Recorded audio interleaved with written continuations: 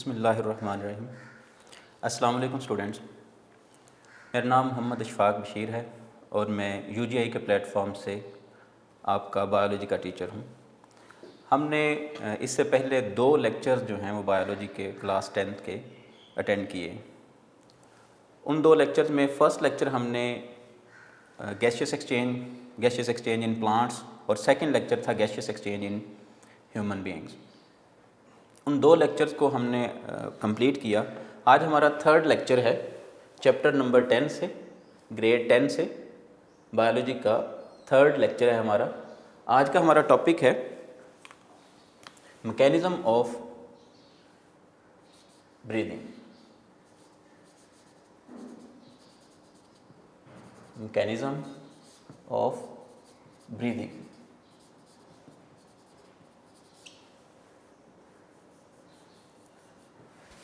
हमने previous lecture में breathing को डिफ़ाइन किया, रेस्पिरेशन को डिफ़ाइन किया और गैसियस एक्सचेंज को डिफ़ाइन किया।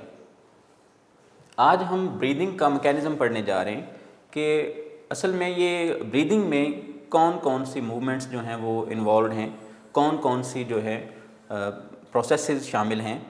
तो आज हम इनकी बात करेंगे, मैकेनिज़्म ऑफ ब्रीदिंग की, कि ब्रीदिंग किस तरह से वक़ूअ पज़ीर होती है, किस तरह से अकर होती है। हम इसको डिस्कस करने जा रहे हैं। तो आज के टॉपिक को हमने फर्दर डिवाइड किया हुआ है। नंबर 1 पे ब्रीदिंग। अगेन हम ब्रीदिंग को डिफ़ाइन करते हैं। What is breathing. देन हम इसके स्टेप्स की बात करेंगे, ब्रीदिंग के स्टेप्स की बात करेंगे। ब्रीदिंग को 2 स्टेप्स में डिवाइड किया जा सकता है। ब्रीदिंग 2 स्टेप्स में अकर होती है। फर्स्ट स्टेप है इंस्पिरेशन।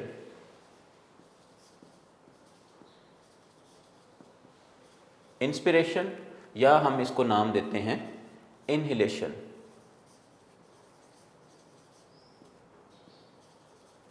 और सेकंड स्टेप है एक्सपीरेशन या एक्सपायरेशन और एक्सहेलेशन।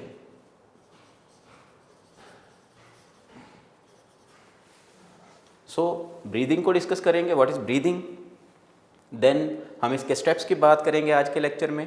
उसके बाद हम नंबर 3 पे ब्रीदिंग रेट की बात करेंगे। ब्रीदिंग रेट एंड कंट्रोल, कि ब्रीदिंग का रेट जो है वो नॉर्मल ह्यूमन बीइंग में क्या होता है और इसको कंट्रोल किस तरह से किया जाता है। इन सारी बातों को हम डिस्कस करेंगे। जी, बढ़ते हैं हम अपने लेक्चर की बॉडी की तरफ। What is breathing.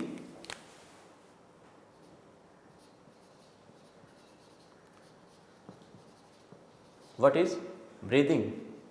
हमने प्रीवियस लेक्चर्स में ब्रीदिंग को डिफ़ाइन किया कि ब्रीदिंग जो है वो actually just taking in air and giving out air को हमने जस्ट ब्रीदिंग कह दिया। ब्रीदिंग में एक्चुअली क्या होता है कि ब्रीदिंग में जस्ट एयर को इनटेक किया जाता है टू गेट ऑक्सीजन और एयर को ही एक्सपेल आउट किया जाता है। यानी कि हम ऐसा कह सकते हैं एक्सपायर्ड एयर को या इम्प्योर एयर को हम एक्सपेल आउट करते हैं और ये सेकंड फेज़ है ब्रीदिंग का। सो ब्रीदिंग जो है वो 2 फेजेस में अकर होता है, इंस्पिरेशन और एक्सपिरेशन में। तो आपकी बुक में उसने डिफ़ाइन किया है ब्रीदिंग को, गैसियस एक्सचेंज रिलेटेड मूवमेंट्स जो हैं दीज आर ब्रीदिंग मूवमेंट्स। अब हम अगेन इसको डिफ़ाइन करते हैं, taking in air, taking in air and giving out impure air. हम एयर को इनटेक क्यों करते हैं? To get oxygen from it. और हम गिव आउट क्यों करते हैं, हम एक्सपेल आउट क्यों करते हैं? To get rid of carbon dioxide. So this is breathing. अब ब्रीदिंग के स्टेप्स की तरफ चलते हैं। अभी हमने डिस्कस किया ब्रीदिंग को, अब ब्रीदिंग के स्टेप्स की तरफ चलते हैं। फर्स्ट स्टेप है इंस्पिरेशन या इन्हेलेशन हम बोलते हैं। अब इंस्पिरेशन या इन्हेलेशन को समझने के लिए हमें थोड़ा सा जो थोरेसिक कैविटी है, जो चेस्ट कैविटी है, इसको समझना होगा। थोरेसिक कैविटी या चेस्ट कैविटी क्या है, जिसको हम रिब केज बोलते हैं। प्रीवियस लेक्चर्स में हमने रिब केज का वर्ड इस्तेमाल किया। रिब केज क्या है? रिब्स का ये जो केज है, ये जो पिंजरा है रिब्स का, जो रिब्स ने ये हमारी बॉडी का ये जो कह लें कि पार्ट बनाया हुआ है, ये एक केज लाइक है। इसके अंदर वाइटल ऑर्गन जो हैं वो प्रिजर्व्ड हैं, वाइटल ऑर्गन जो हैं वो प्रिवेंटेड हैं, मौजूद हैं यहाँ पे, उनको प्रिवेंट किया जाता है रिब केज की मदद से। अब रिब केज को थोड़ा सा हमने समझना है। प्रीवियस लेक्चर में जब हमने बात की एयर पैसेज वे की और लंग्स की, तो एयर पैसेज वे में हमने एक पार्ट पढ़ा था कि ये हमारे पास C shaped cartilages containing trachea है। ट्रेकिया जो है, जैसे ही हमने पढ़ा ट्रेकिया बॉडी में एंटर होती है, जैसे ही चेस्ट कैविटी में एंटर होती है, रिब केज में एंटर होती है, तो ट्रेकिया यानी कि हवा की नाली या विंड पाइप जो है, ये डिवाइड हो जाती है इनटू 2 पार्ट्स इस तरह से, जिनको हमने नाम दिया ब्रोंकाई। ये 2 पार्ट्स में डिवाइड हो गई ब्रोंकाई में, सिंगल ब्रोंकस। तो ये है हमारे पास विंड पाइप। विंड पाइप जो है जैसे ही थोरेसिक कैविटी में एंटर होता है, साथ ही जो है विंड पाइप डिवाइड हो जाता है इनटू 2 पार्ट्स, जिनको हमने नाम दिया ब्रोंकाई, और सिंगल को ब्रोंकस का हमने नाम दिया। अब मैं ज़रा ड्रॉ कर रहा हूँ। लेट्स से ये नेक रीजन से हम स्टार्ट कर देते हैं। लेट्स से ये चेस्ट कैविटी है, ये चेस्ट कैविटी है, और ट्रेकिया जो है वो डिवाइड होके दोनों साइडों के लंग्स में एंटर हो गई। ट्रेकिया डिवाइड होके दोनों साइडों के लंग्स में एंटर हो गई। लेट्स से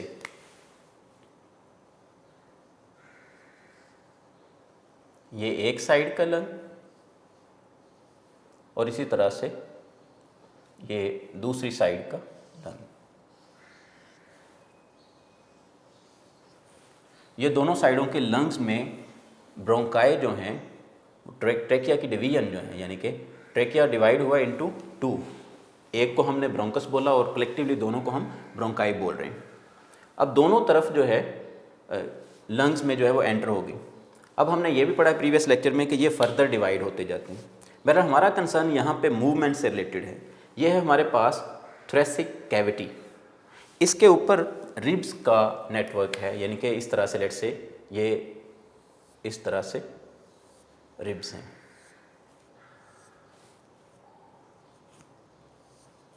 मैं एक साइड पे ड्रॉ कर रहा हूँ ताकि ये मिक्सिंग ना हो, आपको समझने में आसानी हो। तो दूसरी तरफ से भी इसी तरह से रिब्स जो हैं उन्होंने कवर किया हुआ है लंग्स को और दूसरे वाइटल ऑर्गन्स को। अब इंस्पिरेशन की हम बात करते हैं और साथ साथ इनको डिस्कस करते जाएंगे डायग्राम को। जी, ब्रीदिंग का फर्स्ट स्टेप जो है, हम ऐसा कह सकते हैं फेजेस ऑफ ब्रीदिंग या स्टेप्स ऑफ ब्रीदिंग। तो फर्स्ट स्टेप जो है फेजेस ऑफ ब्रीदिंग और स्टेप्स। तो फर्स्ट स्टेप जो है ये है हमारे पास इंस्पिरेशन। इंस्पिरेशन और इनहेलेशन।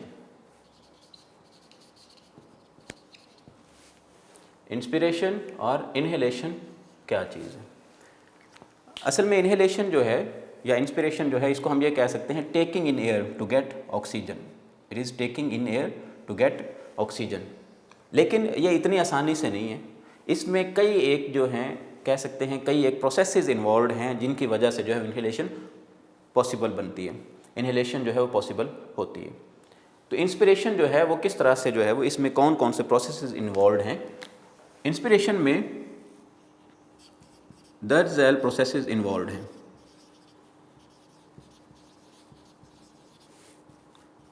कौन कौन सी चेंजेस आती हैं within our body during inspiration? कौन कौन सी चेंजेस आती हैं, हम वन बाय वन जो है इनको एनलिस्ट करते जाते हैं। सबसे पहले तो हमने प्रीवियस लेक्चर में एक स्ट्रक्चर पढ़ा, हमने कहा एक स्ट्रक्चर है डायफ्राम। चेस्ट कैविटी में लंग्स के बिल्कुल नीचे जो है वो इस तरह का एक स्ट्रक्चर है डायफ्राम, जो कि चेस्ट कैविटी यानी कि ये जो रीजन है ये हमारे पास चेस्ट कैविटी या थ्रेसिक रीजन है, या थ्रेसिक कैविटी हम इसको बोलते हैं। इसको थ्रेसिक कैविटी को ये जो डायफ्राम है ये स्प्लिट करता है, सेपरेट करता है फ्रॉम एब्डोमिनल कैविटी। ये नीचे जो है ये एब्डोमिनल कैविटी आ जाती, तो एब्डोमिनल कैविटी को सेपरेट करता है डायफ्राम। मैं लेबल कर देता हूँ, ये हमारे पास है डायफ्राम।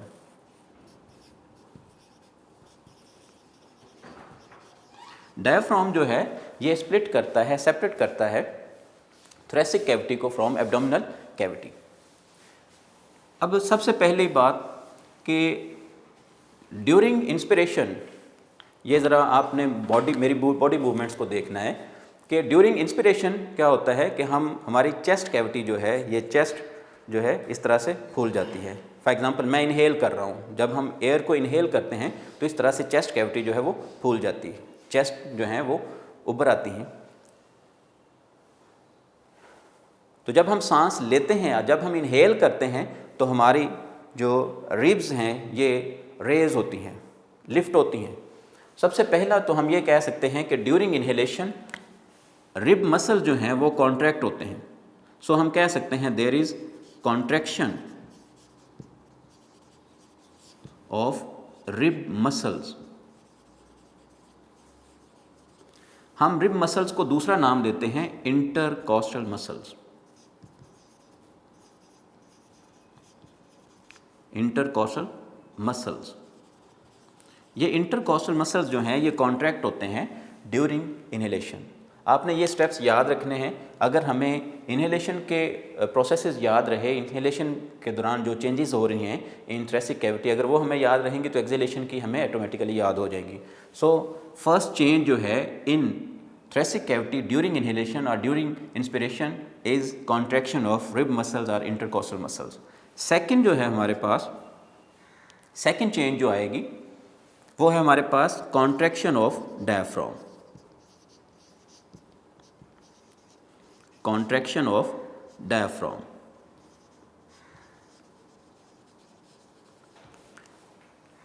फर्स्ट जो चेंज आई, फर्स्ट चेंज थी contraction of rib muscles, second है कॉन्ट्रैक्शन ऑफ डायफ्राम। अब ये contraction of diaphragm, rib muscles की हमने बात की, मैंने आपकी बुक में उसने डायग्राम जो है वो साइड व्यू दिया हुआ है, तो उसने जस्ट ये शो किया हुआ है कि किस तरह से जो है वो रिब के जो है वो लिफ्ट होता है, रिब्स किस तरह से इंटरकॉस्टल मसल्स की कॉन्ट्रैक्शन की वजह से लिफ्ट होती हैं, रेज होती हैं। मैंने फ्रंट व्यू जो है वो दिया है, डायग्राम बनाई है, फ्रंट व्यू मैंने शो किया है ताकि आपको इजीली डायफ्राम का जो एक्शन है वो आपको समझ में आ जाए। ये डायफ्राम जो है ये इसकी ओरिजिनल डोम शेप्ड शेप है, ये अपनी ओरिजिनल पोजीशन में है। जब ये कॉन्ट्रैक्ट होता है, अभी आपने गौर फरमाना है कि जब ये कॉन्ट्रैक्ट होता है तो ये इस तरह से थ्रेसिक कैविटी का वॉल्यूम इंक्रीज कर देता है। अब ये अपनी इस हालत से इस हालत में आ गया। ये कॉन्ट्रैक्शन के बाद डायफ्राम जो है उसने एक्चुअली थ्रेसिक कैविटी का वॉल्यूम बढ़ा दिया है। अभी आप ये ज़रा देखें, इतना वॉल्यूम थ्रेसिक कैविटी का बढ़ गया है। पहले ये इस फॉर्म में था डायफ्राम, अब ये इस फॉर्म में। तो कॉन्ट्रैक्शन के बाद डायफ्राम जो है वो थ्रेसिक कैविटी का वॉल्यूम इंक्रीज कर देता है। अब हम थर्ड चेंज की तरफ चलते हैं। सो इन दो फर्स्ट टू चेंजेस की वजह से थर्ड चेंज जो होती है वो है इंक्रीज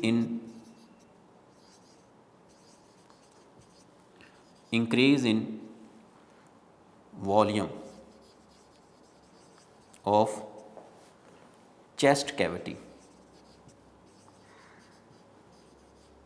अब चेस्ट कैविटी का वॉल्यूम इंक्रीज हो गया। अब हमें पता है कि जब वॉल्यूम इंक्रीज होगा तो प्रेशर डिक्रीज हो जाएगा, वॉल्यूम इंक्रीज होगा तो प्रेशर डिक्रीज हो जाएगा, यहाँ पे एयर प्रेशर जो है वो डिक्रीज हो जाएगा। सो हम फोर्थ चेंज जो है कहते हैं कि decrease in pressure of what? Pressure of chest cavity, decrease in pressure of chest cavity. तो ये 4 बड़ी चेंजेस हैं। इन चेंजिंग्स की वजह से फिफ्थ चेंज जिसकी वजह से इन्हेलेशन पॉसिबल होती है, फिफ्थ चेंज के लंग्स जो हैं, लंग्स वो रिलैक्स करते हैं। ये पैसिव रिलैक्सेशन होती है। याद रखना, लंग्स जो हैं वो एक्टिवली ना तो कॉन्ट्रैक्ट करते हैं और ना ही रिलैक्स करते हैं, बल्कि एनवायरनमेंट में चेंजिंग्स की वजह से, यानी कि चेस्ट कैविटी में चेंजिंग्स की वजह से लंग्स जो हैं, चूँकि वो स्पॉन्जी हैं और इलास्टिक हैं, तो लंग्स जो हैं उनका वॉल्यूम इंक्रीज़ होता है। सो प्रेशर जो है डिक्रीज़ हो रहा है, चेस्ट कैविटी का वॉल्यूम इंक्रीज़ हो गया, तो लंग्स भी जो हैं वो फैल जाते हैं। तो लंग्स के फैल जाने की वजह से लंग्स जो हैं वो बायस बनते हैं रशिंग ऑफ एयर का। एयर जो है वो बाहर से अंदर की तरफ मूव करती है। अभी मैं आपको इसकी एक एग्जांपल इस तरह से दे देता हूँ कि लेट्स से एयर का प्रेशर जो है, एटमॉस्फेरिक प्रेशर जो है वो है 1 atm, 1 एटमॉस्फेरिक प्रेशर। अगर हम इनर साइड के एयर प्रेशर का बात करें, एयर प्रेशर की अगर हम इनसाइड बात करें, तो ये है हमारे पास लेट्स से 0.75 atm। आपको समझाने के लिए मैंने एग्जांपल ली है कि एयर का नॉर्मल जो प्रेशर है वो है 1 atm और जो चेस्ट कैविटी के अंदर अब प्रेशर है वो 0.75। तो 0.75 प्रेशर जो है वो कम है एज़ कम्पेयर टू 1 atm। तो इसका मतलब ये हुआ, आप पहले बेसिक रूल पढ़ चुके हैं कि गैसेस जो हैं वो मूव करती हैं from their higher concentration to their lower concentration, और हम इस प्रोसेस को डिफ्यूजन बोलते हैं। अब यहाँ पे भी सेम फिनोमेना है कि इनसाइड प्रेशर कम है, आउटसाइड प्रेशर ज़्यादा है, तो ज़्यादा प्रेशर से कम प्रेशर वाले एरिया में जो है वो एयर एंटर होगी। तो इस तरह से जब ये लंग्स इस तरह से फैलते हैं, स्पॉन्जी हैं, तो ये इनकी रिलैक्सेशन की वजह से एयर जो है वो from outside to inside rush करती। तो इस तरह से एयर जो है वो एंटर होती है थ्रेसिक कैविटी में और ट्रेकिया के ज़रिए से, इसी तरह से फिर दोनों तरफ के लंग्स के अंदर जो है वो एयर एंटर होती है। सो हम ये कह सकते हैं कि फिफ्थ चेंज में क्या होता है, इन 4 चेंजेस की वजह से फिफ्थ चेंज, यानी कि हम ये कह सकते हैं कि रशिंग इन ऑफ एयर, यानी कि एयर जो है वो इनसाइड मूव करती है इनटू चेस्ट कैविटी। सो ये है हमारे पास first step of breathing, that is inhalation और इंस्पिरेशन। मैं फिर से रिपीट कर देता हूँ, इनहेलेशन या इंस्पिरेशन क्या चीज़ है। असल में हमने ब्रीदिंग को डिफाइन किया, ब्रीदिंग है taking in air and giving out of impure air, यानी कि एयर को इनटेक करना और इम्प्योर एयर को एक्सपेल आउट करना, ये ब्रीदिंग है। तो 2 स्टेप्स बनते हैं। फर्स्ट स्टेप जो है वो हमारे पास इंस्पिरेशन या इनहेलेशन है। तो इसमें कौन कौन से प्रोसेसेस इन्वॉल्व हैं जिसकी वजह से इंस्पिरेशन जो है पॉसिबल होती है, कौन कौन सी फिजिकल मूवमेंट्स, मैकेनिकल मूवमेंट्स जो हैं वो शामिल हैं। उनमें कॉन्ट्रैक्शन ऑफ रिब मसल्स, ये रिब मसल्स हमारे रिब्स के दरमियान में जो मसल्स हैं हम इनको रिब मसल्स या इंटरकोस्टल मसल्स बोलते हैं। तो रिब मसल्स की कॉन्ट्रैक्शन और डायफ्राम की कॉन्ट्रैक्शन की वजह से, एक तो रिब मसल जो है वो कॉन्ट्रैक्ट हुए और दूसरी तरफ जो है वो डायफ्राम जो है वो कॉन्ट्रैक्ट हुआ। इन दोनों की कॉन्ट्रैक्शन की वजह से ओवरऑल जो थ्रेसिक कैविटी का वॉल्यूम है वो इंक्रीज़ हो गया, थ्रेसिक कैविटी का ओवरऑल वॉल्यूम इंक्रीज़ हो गया, जिसके नतीजे में pressure of the thoracic cavity जो है या चेस्ट कैविटी जो है वो डिक्रीज़ हो गया। और इन 4 चेंजेस की वजह से एयर जो है वो ज़्यादा प्रेशर से कम प्रेशर की तरफ मूव करती है। इस वजह से जो है वो एयर जो है वो हमारी बॉडी के अंदर इन होती है। सेकंड हमारे पास स्टेप है एक्सहेलेशन। अभी हमने इनहेलेशन की बात की, अब हम बात करते हैं एक्सहेलेशन या एक्सपिरेशन। सेकंड स्टेप है हमारे पास एक्सपिरेशन और एक्सहेलेशन।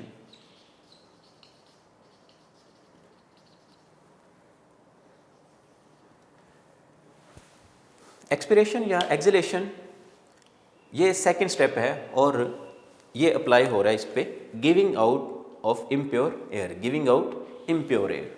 सो ब्रीदिंग का सेकंड स्टेप जो है उसमें just impure air after after inhalation, after exchange of gases, second phase जो है वो स्टार्ट हो जाता है, दैट इज़ एक्सपिरेशन। अब गैसेस का एक्सचेंज हो गया लंग्स के अंदर, इसके बाद अब जो इम्प्योर एयर है उसको एक्सपेल आउट करना है। तो इसको कैसे एक्सपेल आउट किया जाएगा, इसमें भी कुछ चेंजेस जो कि इसका रिवर्सल होंगी, इन सारे फेजेस का, इन सारे प्रोसेसेस का रिवर्सल होंगी, चेंजेस होंगी, जिसकी वजह से जो है वो एक्सपिरेशन या एक्सेलेशन जो है वो अकर होती है। जी, कौन कौन सी चेंजेस होंगी, कौन कौन से प्रोसेसेस जो हैं वो इन्वॉल्व हैं, वन बाय वन हम डिस्कस करते हैं। जी, फर्स्ट चेंज हम बिल्कुल उसका उलट जो है वो लिखते जाएंगे। आपने याद रखना है, फर्स्ट हमने कहा कॉन्ट्रैक्शन ऑफ रिब मसल्स, तो यहाँ पे रिब मसल जो हैं वो रिलैक्स करेंगे और अपनी रिब्स को अपनी ओरिजिनल पोजीशन में वापस ले आएंगे। सो हम ये कहेंगे relaxation, relaxation of rib muscles, और इसके नतीजे में रिब्स जो हैं वो अपनी ओरिजिनल पोजीशन को रीगेन करती हैं। सेकंड है हमारे पास, सेकंड चेंज है कॉन्ट्रैक्शन ऑफ डायफ्राम, हमने बोला इंस्पिरेशन में, जबकि relaxation, relaxation of diaphragm, expiration में डायफ्राम जो है वो रिलैक्स करेगा और रीगेन करेगा इट्स ओरिजिनल पोजीशन, यानी कि अब ये वापस जाएगा अपनी ओरिजिनल पोजीशन की तरफ। मैं इसको दोबारा से शो कर रहा हूँ, अब ये रिटर्न होगा, रीगेन करेगा अपनी ओरिजिनल पोजीशन। अब ये यहाँ पे आ गया। अब आप देखें अगेन जो है वो थ्रेसिक कैविटी जो है उसका वॉल्यूम डिक्रीज़ हो गया, वॉल्यूम डिक्रीज़ हो गया है, एरिया डिक्रीज़ हो गया। सो थर्ड जो चेंज आई है उसमें हम ये कहेंगे डिक्रीज़ इन चेंजिंग्स की वजह से क्या होगा, decrease in volume of chest cavity.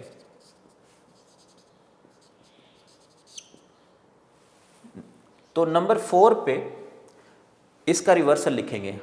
इधर आप अगर गौर फरमाएं तो थर्ड जो प्रोसेस था, उधर थर्ड चेंज जो थी वो थी increase in volume of chest cavity, और इधर थर्ड जो है वो है decrease in volume of chest cavity.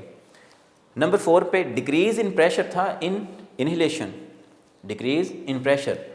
इधर क्या होगा, वॉल्यूम कम होने की वजह से, वॉल्यूम कम हो गया है, एरिया कम हो गया थ्रेसिक कैविटी का, इस वजह से प्रेशर जो है वो इंक्रीज़ हो जाएगा। सो हम ये कहते हैं increase in, there is increase in pressure of chest cavity.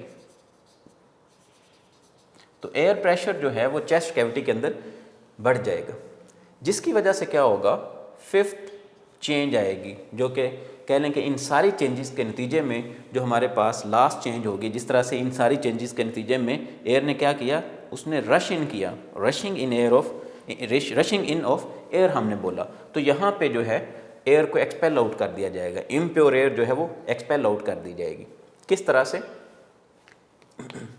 अब इसको हम उलट कर लेते हैं। जिस तरह से मैंने पहले एग्जांपल ली कि एयर प्रेशर जो है आउटसाइड यानी कि एटमॉस्फेरिक जो प्रेशर है वो है 1 atm, और इनसाइड बॉडी जो है ये प्रेशर था 0.75 ड्यूरिंग इंस्पिरेशन। लेकिन जब एक्सपिरेशन की बात करते हैं तब वॉल्यूम डिक्रीज़ होने की वजह से अब ये वॉल्यूम जो है ओरिजिनल वॉल्यूम ये रह गया है।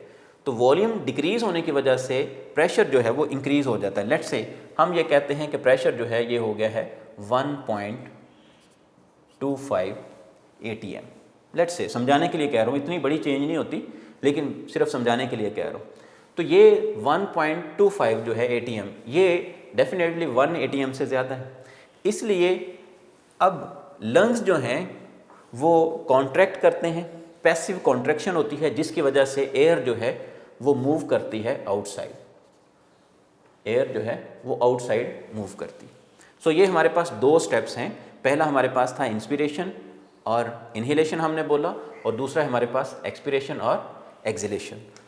हम इनको कंपेयर अगर करें तो ये बिल्कुल एक दूसरे का रिवर्सल है। सो ब्रीदिंग जो है, breathing takes place in 2 steps, inspiration and expiration. Last पे हमारे पास रह गया है breathing rate and control. Breathing को कैसे कंट्रोल किया जाता है और नॉर्मल ह्यूमन बीइंग में ब्रीदिंग रेट क्या है। सॉरी, ये 5th स्टेप हमारा ये था कि एयर जो है expelled out, air is expelled out after gaseous exchange. Control को हम यहाँ पे डिस्कस करते हैं, ब्रीदिंग रेट और कंट्रोल को। Breathing rate and control. पहली बात तो ये है कि ब्रीदिंग जो है ये एक सेमी वॉलंटरी या हेमी वॉलंटरी हम बोल सकते हैं, सेमी वॉलंटरी एक प्रोसेस है। यानी कि आप लोगों ने 9th में पढ़ा है, 2 तरह के प्रोसेसेस हो सकते हैं, वॉलंटरी और इनवॉलंटरी। 2 तरह की कह लें जो हैं मूवमेंट्स होती हैं, वॉलंटरी और इनवॉलंटरी।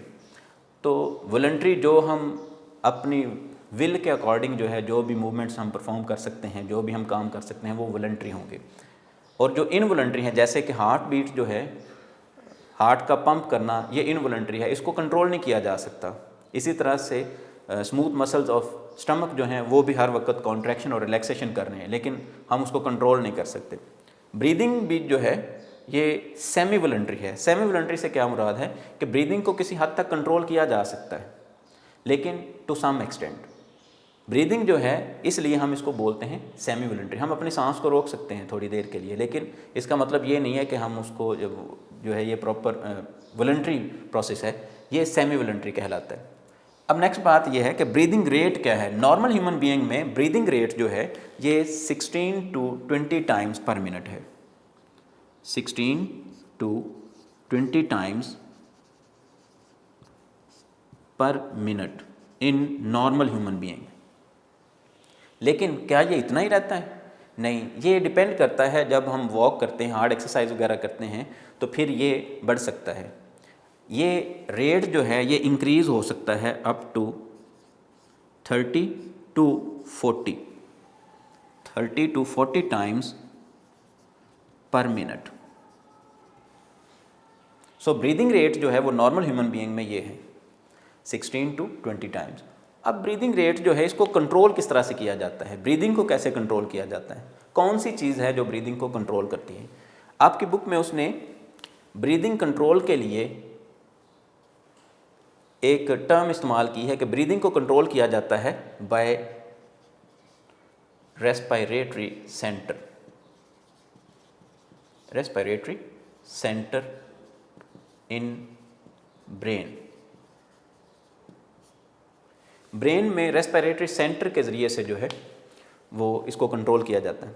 आप नेक्स्ट चैप्टर्स में पढ़ेंगे, कोऑर्डिनेशन एंड कंट्रोल वाले चैप्टर में, वहाँ पे जाके आप पढ़ेंगे कि ये कौन सा असल में पार्ट है ब्रेन का जो कि असल में कंट्रोल करता है। ब्रीदिंग जो है, ये ब्रीदिंग और हार्ट बीट रिलेटेड जो मूवमेंट्स हैं, ये सारी की सारी जो हैं मेडुला ओब्लोंगेटा जो है पार्ट ऑफ हाइंड ब्रेन, वो कंट्रोल करता है। सो इसीलिए उसने यहाँ पे लिखा है कि कंट्रोल जो है, breathing control is done by respiratory centre in brain. अब ये किस तरह से रेस्पिरेटरी सेंटर किस चीज़ को सेंस करता है, ये किस तरह से कंट्रोल करता है, याद रखना है आपने कि एक बहुत ही इम्पोर्टेंट MCQs आता है अक्सर एग्ज़ाम में कि ब्रीदिंग जो है, ब्रीदिंग कंट्रोल सेंटर जो है वो किस चीज़ को सेंस करता है। ब्रीदिंग कंट्रोल सेंटर या रेस्पिरेटरी सेंटर जो है ये डिटेक्ट करता है, it detects carbon dioxide concentration in blood. ये एक बहुत इंपॉर्टेंट MCQs आता है बोर्ड में अक्सर कि कौन सी चीज़ जो है रेस्पिरेटरी सेंटर जो है वो किस चीज़ को डिटेक्ट करता है और किस तरह से वो कंट्रोल करता है। तो नीचे ऑप्शंस में दिया होता है जी, carbon dioxide concentration in blood, carbon dioxide concentration in lungs, carbon dioxide concentration in thoracic cavity etcetera etcetera. तो आपने याद रखना है कि carbon dioxide concentration in blood, इस बात को आपने याद रखना है। ब्लड में जितनी कार्बन डाइऑक्साइड कंसंट्रेशन बढ़ती जाएगी उतना ज़्यादा ब्रीदिंग रेट जो है वो इंक्रीज़ होता जाएगा। अभी मैं आपको एक एग्जांपल देता हूँ समझाने के लिए। फॉर एग्जांपल हम हार्ड एक्सरसाइज करते हैं, तो हार्ड एक्सरसाइज के दौरान हमें एनर्जी भी ज़्यादा चाहिए होती है, तो हार्ड एक्सरसाइज के दौरान रेस्पिरेशन जो है वो बढ़ जाती है, रेट ऑफ रेस्पिरेशन बढ़ जाता है, और रेट ऑफ रेस्पिरेशन बढ़ता है तो रेट ऑफ रेस्पिरेशन की वजह से कार्बन डाइऑक्साइड कंसनट्रेशन भी बढ़ जाती है। अभी एक इक्वेशन लिखते हैं, आपको मज़ीद समझ आ जाएगी। फॉर एग्जांपल हमने रेस्पिरेशन के लिए एक इक्वेशन 9th में पढ़ी है कि ग्लूकोज जो है, ग्लूकोज इसकी ब्रेकडाउन होती है in the presence of oxygen into carbon dioxide plus water plus energy. अब एनर्जी भी यूज़ होगी, वाटर जो है वो हमारी बॉडी में जो है वो शामिल हो गया ब्लड वगैरह में, तो कार्बन डाइऑक्साइड भी हमारे ब्लड में जो है शामिल होती जाएगी। तो जितनी ज़्यादा रेस्पिरेशन होगी, रेट ऑफ रेस्पिरेशन बढ़ता जाएगा, तो उतनी ज़्यादा कंसनट्रेशन ऑफ कार्बन डाइऑक्साइड जो है वो भी इंक्रीज़ होती जाएगी इनटू ब्लड। अब इस कार्बन डाइऑक्साइड को ब्लड से जो है वो किस तरह से जो है वो रिमूव किया जाता है, उसके लिए गैशियस एक्सचेंज परफॉर्म किया जाता है। तो जितना स्पीडीली गैशियस एक्सचेंज होगा उतना स्पीडीली हम जो है वो कार्बन डाइऑक्साइड जो है उससे छुटकारा पाएंगे in our blood. So respiratory centre जो है वो असल में डिटेक्ट करता है carbon dioxide concentration in blood. So carbon dioxide concentration जो है आप कह सकते हैं कि अल्टीमेटली जो ब्रीदिंग कंट्रोल है वो carbon dioxide concentration in blood से किया जाता है। तो कार्बन डाइऑक्साइड कंसंट्रेशन ब्लड में कम, ब्रीदिंग रेट कम, कार्बन डाइऑक्साइड कंसंट्रेशन ब्लड में ज़्यादा, तो ब्रीदिंग रेट ज़्यादा होगा। हमने आज के लेक्चर में हमने breathing, inspiration, expiration, breathing rate और कंट्रोल की हमने बात की। लास्ट पे आपकी बुक में एक उसने चार्ट दिया हुआ है, एक चार्ट दिया हुआ है, उसमें उसने कंपेयर किया हुआ है कि एक्सपायर्ड एयर और इंस्पायर्ड एयर जो है उसमें उसने कंपैरिजन दिया हुआ है। ये भी बोर्ड में एक दफ़ा जो है 3 मार्क के क्वेश्चन के तौर पर आया हुआ है।